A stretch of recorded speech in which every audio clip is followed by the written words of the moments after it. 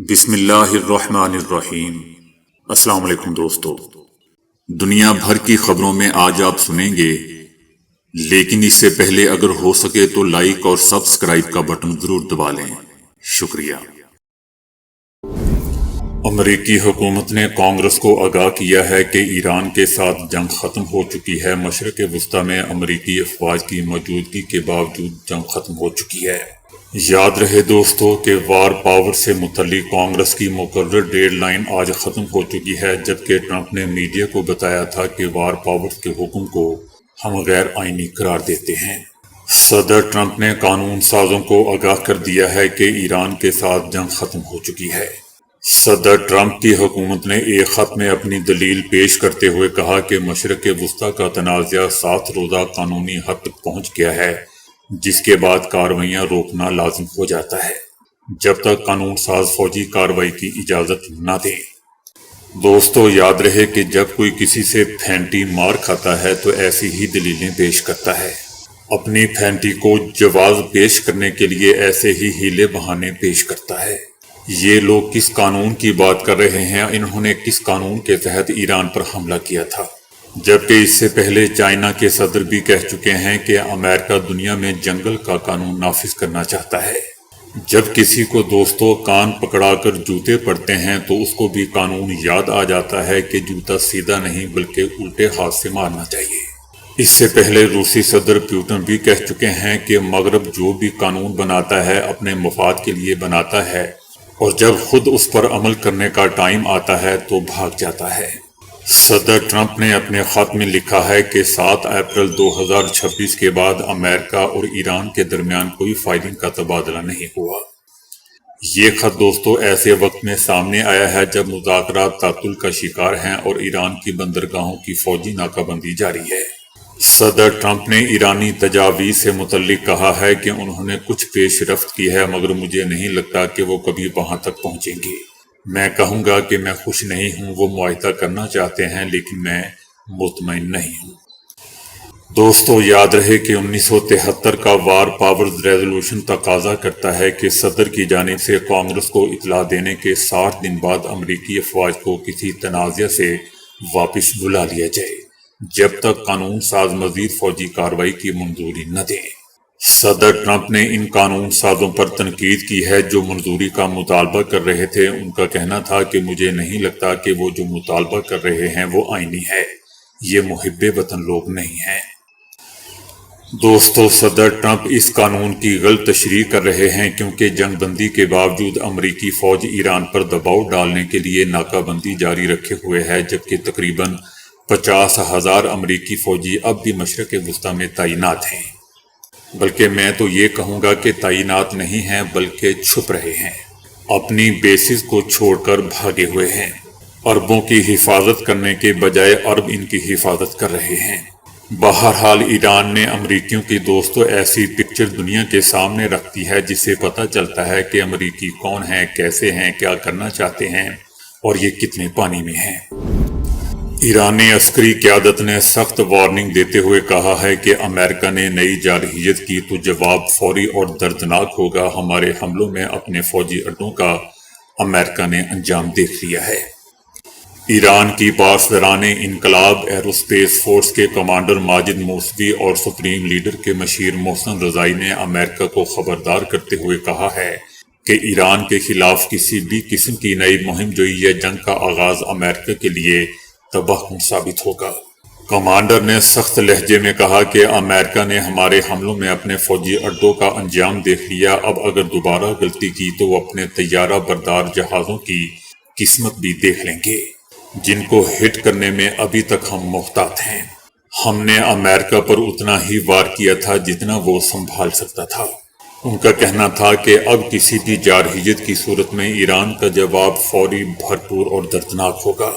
ان کا کہنا تھا کہ امریکہ ایران میں بم دھماکے اور قتل و غارت کی بزدلانہ کارروائیاں تو کر سکتا ہے، تاہم زمینی حملے کی صورت میں ایرانی افواج دشمن کے فوجیوں کی بڑی تعداد کو قیدی بنانے کے لیے مکمل تیار بیٹھی ہے۔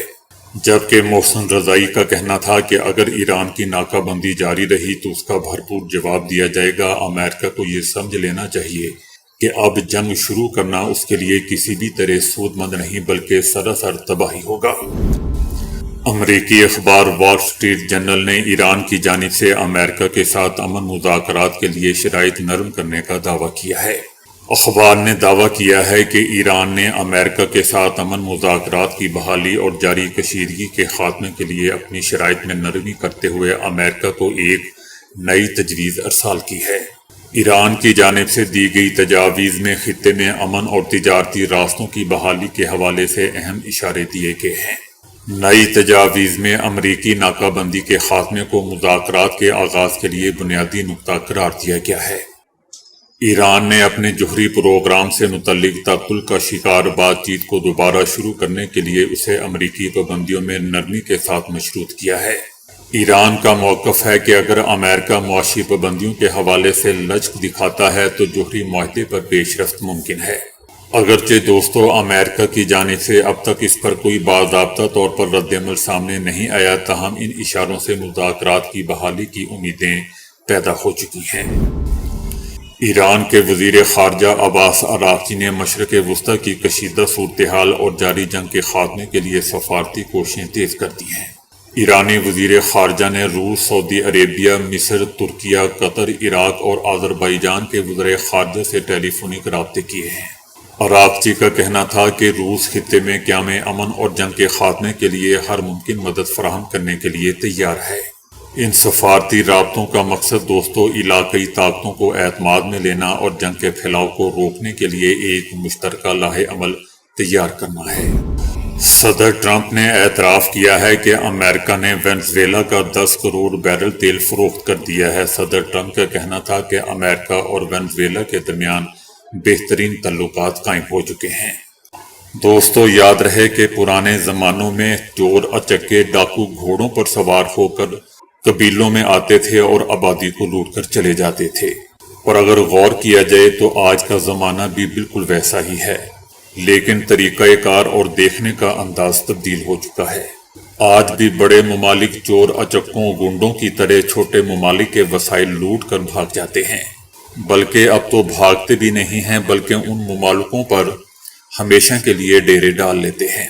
بہرحال صدر ٹرمپ کا کہنا تھا کہ اب تک وینزویلا سے 100 ملین بیرل تیل فروخت کیا جا چکا ہے جو ٹیکساس امریکہ بھیجا گیا اور وہاں ریفائن کیا گیا۔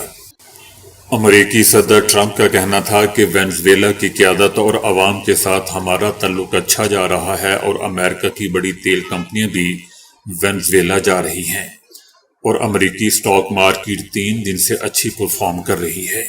صدر ٹرمپ کا کہنا تھا کہ امریکہ وینزویلا کے تیل سے سینکڑوں ارب ڈالر کمائے گا۔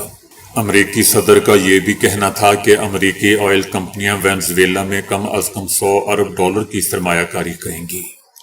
دوسری طرف روس کا کہنا ہے کہ امریکی حملوں کے بعد روسی کمپنیوں کو وینزویلا سے نکالا جا رہا ہے۔ صدر ٹرمپ کا دوستو یہ بھی کہنا تھا کہ ہم نے ویتنام میں 19 سال گزارے، عراق میں 12 سال، افغانستان میں 21 سال اور ایران میں 6 ہفتے گزارے ہیں، اور کہا جا رہا ہے کہ اتنی دیر کیوں ہو رہی ہے۔ روس 1 دن کی جنگ لڑنے گیا تھا اور ابھی تک 4 سالوں سے لڑ رہا ہے۔ ٹرمپ کا مزید کہنا تھا کہ امریکہ آج جتنا تیل نکال رہا ہے اتنا امریکی تاریخ میں کبھی نہیں نکالا گیا۔ سعودی عربیہ اور روس سے جتنا تیل نکلتا ہے وہ ہم امریکہ میں اس سے دگنا تیل نکال رہے ہیں۔ میری آمد سے قبل ہم خلا کے معاملے میں روس اور چائنا سے پیچھے تھے، اب ہم بہت آگے ہیں۔ جی ہاں، بالکل اتنا ہی آگے ہیں جتنا ایران میں جنگ جیتنے کے لیے آگے ہیں۔ افغانستان کے کابل شہر سے افغان شہریوں کی پاکستانی عسکری قیادت سے غیر معمولی اپیل پر دوستوں مبنی ویڈیو ایک سامنے آئی ہے۔ ویڈیو پیغام میں افغان شہریوں کو کہتے ہوئے سنا جا سکتا ہے کہ پاکستانی عسکری قیادت ہمیں افغان طالبان سے آزادی دلوائے، کابل پر پاکستانی جھنڈا لہرائے۔ شہریوں کا کہنا تھا کہ ہم چاہتے ہیں کہ کابل شہر پر پاکستان کا حصہ بن جائے، افغان عوام جلد طالبان رجیم سے نجات حاصل کر سکتے ہیں۔ افغان ماہرین کا کہنا ہے کہ افغان طالبان رجیم مذہبی تشریحات اور سیاسی اجارہ داری کے باعث افغانستان کو مزید تنہائی اور عدم و استحکام کی طرف دھکیل دے گی۔ افغان طالبان کی آمرانہ طرز حکمرانی اور طاقت کے بل پر اقتدار برقرار رکھنے کی کوششیں منفی جذبات کو مزید ہوا دے رہی ہیں۔ پاکستان تحریک انصاف اور تحریک تحفظ آئین پاکستان نے آئین کے تحفظ اور عمران خان کی رہائی کے لیے جلسے جلوس کرنے کا اعلان کر دیا ہے۔ پاکستان تحریک انصاف کا کہنا ہے کہ تمام ادارے برباد ہو چکے ہیں۔ دنیا میں کہیں نہیں سنا کہ کسی پارٹی کا انتخابی نشان لے لیا جائے۔ عمران خان اس ملک کا سب سے بڑا لیڈر ہے، یہاں آج وفاداریاں نہ بیچنے والے غدار ہیں۔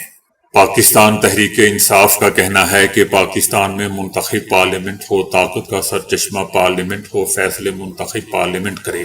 ہماری کسی سے کوئی دشمنی نہیں، ہم لڑائی جھگڑے والے لوگ نہیں ہیں۔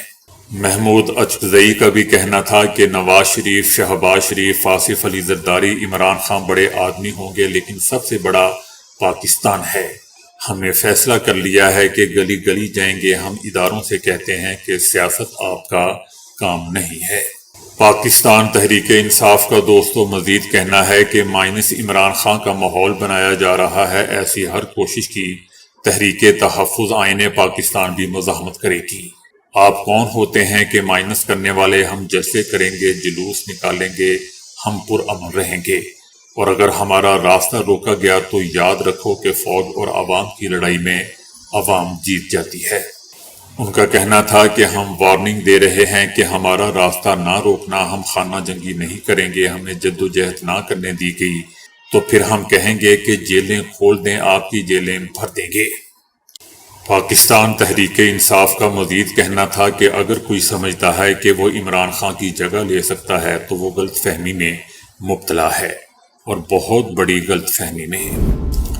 61% امریکیوں نے ایران کے خلاف امریکی جارحیت کو غلط قرار دے دیا۔ 61% امریکی شہریوں کا ماننا ہے کہ ایران پر حملہ ایک غلط فیصلہ تھا، جبکہ صرف 36% نے اس اقدام کی حمایت کی۔ 48% کا کہنا تھا کہ امریکہ کو ایران کے ساتھ امن معاہدہ کر لینا چاہیے، چاہے وہ کوئی بری ڈیل ہی کیوں نہ ہو، جبکہ 46% کا کہنا تھا کہ امریکہ کو ایران کے ساتھ اچھی ڈیل کے لیے دباؤ بڑھانا چاہیے۔ اس سے پہلے بھی دوستو مئی 2006 میں اسی قسم کے ایک سروے میں 60% امریکیوں نے عراق کے ساتھ امریکی جنگ کو غلطی قرار دیا تھا۔ 1971 میں کیے گئے گیلپ سروے میں ہر 10 میں سے 6 امریکیوں نے بھی ویتنام جنگ کو غلطی قرار دیا تھا۔ تو دوستو ابھی کے لیے اتنا ہی۔ ویڈیو کو لائک اور شیئر کرنے کا بہت بہت شکریہ۔